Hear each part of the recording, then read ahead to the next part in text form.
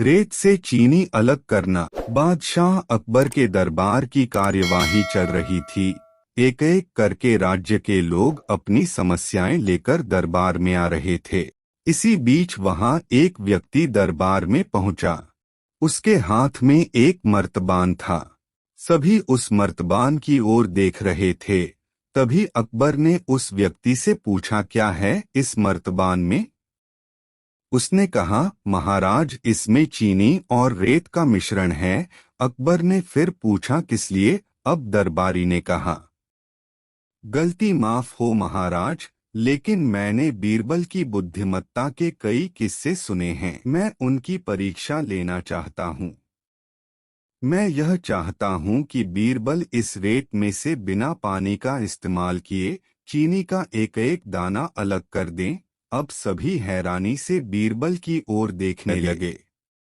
अब अकबर ने बीरबल की ओर देखा और कहा, देख लो बीरबल, अब तुम कैसे इस व्यक्ति के सामने अपनी बुद्धिमानी का परिचय दोगे? बीरबल ने मुस्कुराते हुए कहा, महाराज, हो जाएगा, यह तो मेरे बाएं हाथ का काम है। अब सभी लोग हैरान थे कि बीरबल ऐसा क्या करेंगे कि रेत से चीनी अलग अलग हो जाएगी। तभी बीरबल उठे और उस मर्तबान को लेकर महल में मौजूद बगीचे की ओर बढ़ चले। उनके पीछे वह व्यक्ति भी था। अब बीरबल बगीचे में एक आम के पेड़ के नीचे पहुंचे।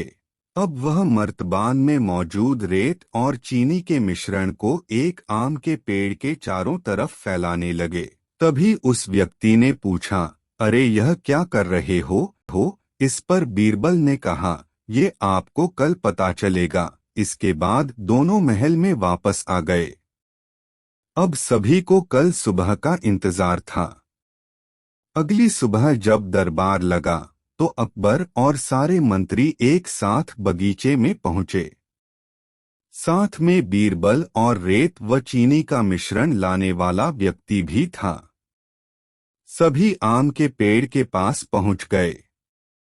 सभी ने देखा कि अब वहां सिर्फ रेत पड़ी हुई है।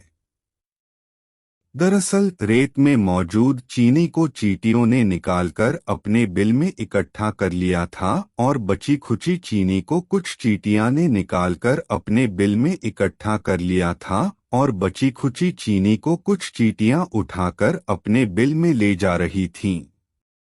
इस पर उस व्यक्ति ने पूछा, चीनी कहाँ गई?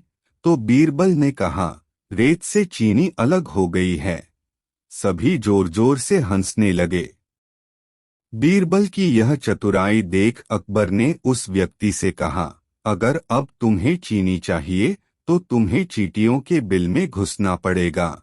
इस पर सभी ने फिर से ठहाका लगाया और बीरबल की तारीफ करने लगे।